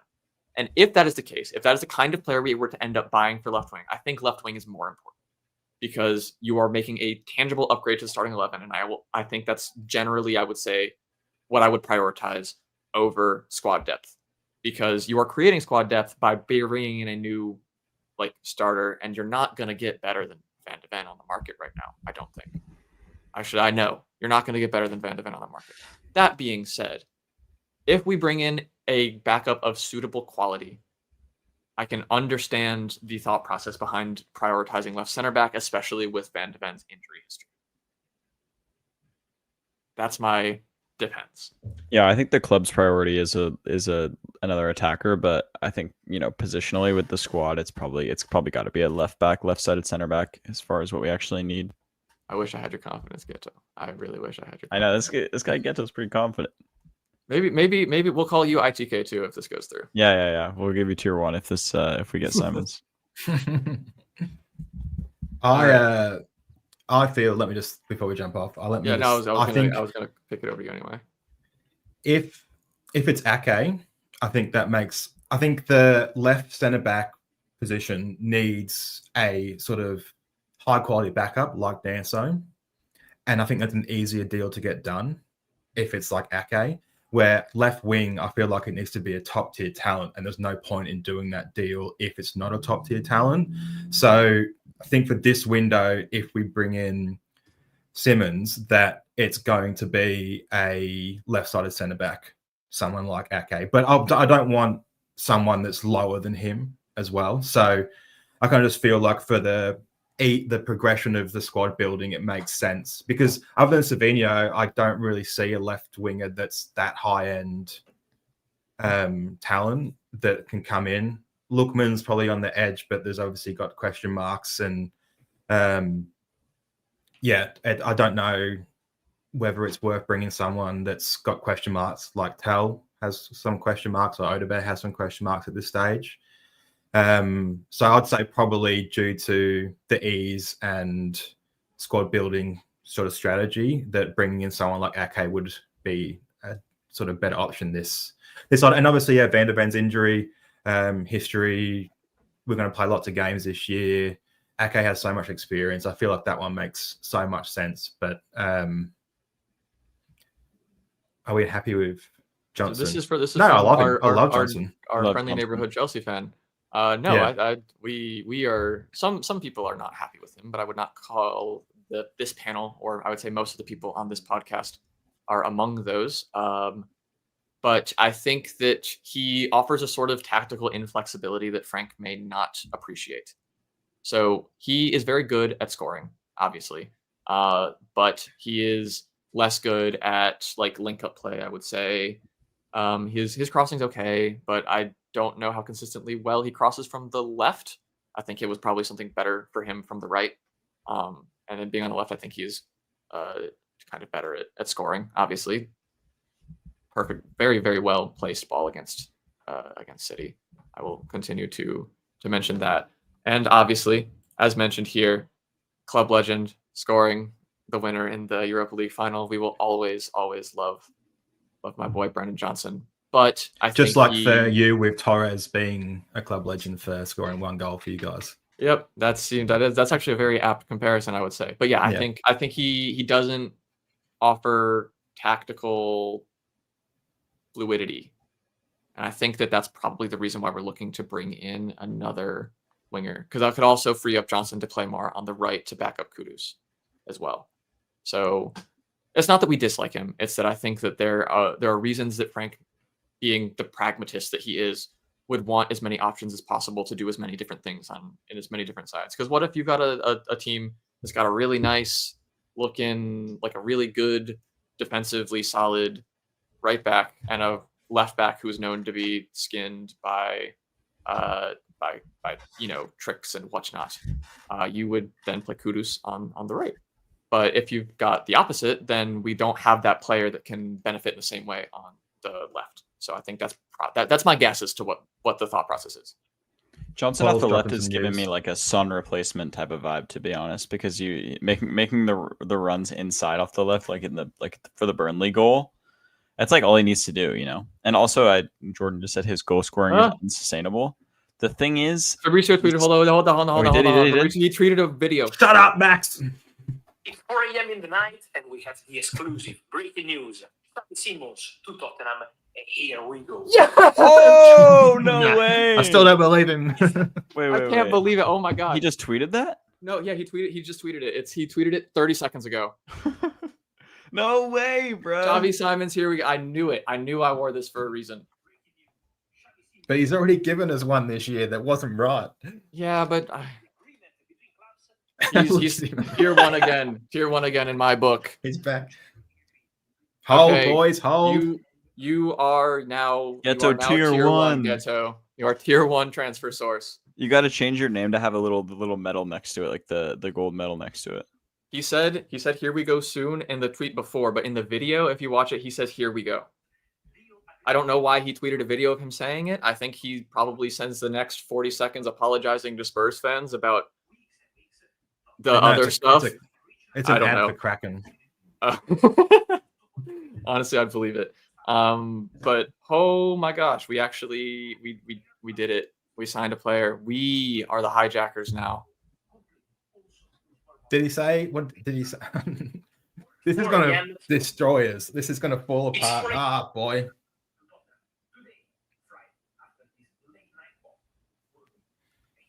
Is it here we go? But Oh, he does say expected soon. no, he says here we go. He says here we go. He says here we go at the end too. Everything agreed between Tottenham Hotspur and Red Bull Leipzig. 60 million euros. Why'd you stop it? It's cutting it out if you're playing it. But he says here we go. He says here we go at the end. We can't hear anything if you're playing the video. I can confirm he says here we go at the end. Yeah. At the very end, he says Tottenham Hotspur today. Here we go. He said, I'm assuming he will expected not. soon, and then brought it in, and as expected, he said, "Here we go." Yeah, he says expected soon the first time, and then the second time he says, "Here we go." I'm Which was the assuming he's not expected, going "Here to we go." post the thingy until he is past the medical and holding the shirt, because that's kind of just how things have gone. I'm now at 65% confidence level. Yeah, I'm at a 25%. not high. I still don't believe it. I've been hurt too many times. He could do his first part of his medical. He could literally have the pen hovering over the contract, and Chelsea could still tap on his shoulder. So I'm being Unfortunately, very this is true, but I think I think we won't get any more of an update than that tonight. I think it'll wait until tomorrow when the medical happens, and hopefully, if the medical goes as planned, and I hope we scheduled that shit for Maybe they're doing it now. 5:30 in the morning. Now. If yeah, I don't know. At this point, I will admit that I will be hurt if it does not go through. There we go. That's my, yeah. You'll get to me. I'll be frustrated, but I will find solace in knowing that we have literally done all we could. We have made an agreement with the player. We've made an agreement with the club. We did it in a day. I think this is you can't ask for much better than that. And with that, I think I need to. Did he really say "Here we go" soon? He said "Here we go." I thought soon, expected soon the first time, and then the one at the very end of the clip, he says "Here we go." I think he says "Here we go." If he says "Here soon," I'm back down to 47.5. I'm gonna mute to watch it. Do you think that if this comes through, Max, that we'll still have a fan base that's really angry at the club? If we get it done, yeah, they'll still be bitter. I think everyone will forget about it. That's how it goes, right? He says they'll do the medical and then he will be "Here we go." So he seems confident that it'll happen. All right. Well, maybe I got too excited. I'm back down to 52.7. Yeah. Yeah, I will agree with this. I think every Tottenham fan will create. I would imagine that if we sign Javi Simons, then we will. If we don't sign Xavi Simon, I think the anger will be more directed at Fabrizio at this point than the club. That's my guess. I don't think that the anger at the club can go much higher than it is anyway for the people who are getting mad. I think for or at least for me, I won't be true. I've been frustrated, and I've voiced my frustrations with the club on how they've done their transfer dealings in this window. But I won't be truly angry at them unless we close the window without a 10. Yes, you know what? He technically he never got to this with Eze, and Morgan Gibbs White was different. I don't think you can blame Romano for that. I'm gonna give him. I completely understand. By the way, I completely understand. Morgan Gibbs White, I don't think you can blame any journalist for missing that one, to be honest. Like I said, I think that was completely and totally so outside the realm of realism that it's I think it's unfair to hold it against him. I don't think we would if the rest of the window hadn't gone to the way that it did. I hope so. All right. We have rolled on past 2 hours. I've had a great time. I don't know about you guys. Yeah. Glad we got some live bomba as well. I know it was first time for the OhSoInternational. The best kind. The best Fabrizio kind with the promo for the podcast, letting us get a little bit of excitement in. So yeah, if you guys like this kind of this format with interacting with more international fans and whatnot, please support, like, subscribe, comment, whatever. Join the Discord and let us know, because we'll have a lot more like interaction both for this podcast and other podcasts. We'll have like questions. You can submit questions and stuff, and just kind of chat with us during games and anything. So yeah, Thank you for tuning in. We will hopefully we wake up, or hopefully like we us Americans wake up to a here we go. Hopefully it comes. Joe, what is like early in the morning UK time for you? Oh, it's 1 p.m. now. So, but I don't have any social medias, so Okay. I am relying on you guys. But I will say one thing before we go: if it doesn't go through, I still love Tottenham. Yeah, obviously. We've got Thomas Frank. We've got the Thomas the Frank engine. We've got Everything's going to be okay. Tommy Frank. And yeah, with that, hopefully we can. I guess I'll say we'll send Joe off to sleep with a nice here we go then. This evening. Yeah, do that for me. I'll be on the WhatsApp or the Discord that all you guys should be into. So you can keep me posted on there, please. We will do. If anyone else wants to keep Joe posted, join the Discord. He will be there because he doesn't. He is somewhat sagely, I'd say, gotten off of social media, which is, I think, a good thing to do. Unless you're watching this podcast. Does YouTube count as social media? I don't know. No, I do. Watching this on X. YouTube. We do also stream on X Twitter. So if you're there and you're watching from Twitter, please stay there. We love you. But join the Discord too. And with that, I will finally quit my waffling and go eat dinner and stream.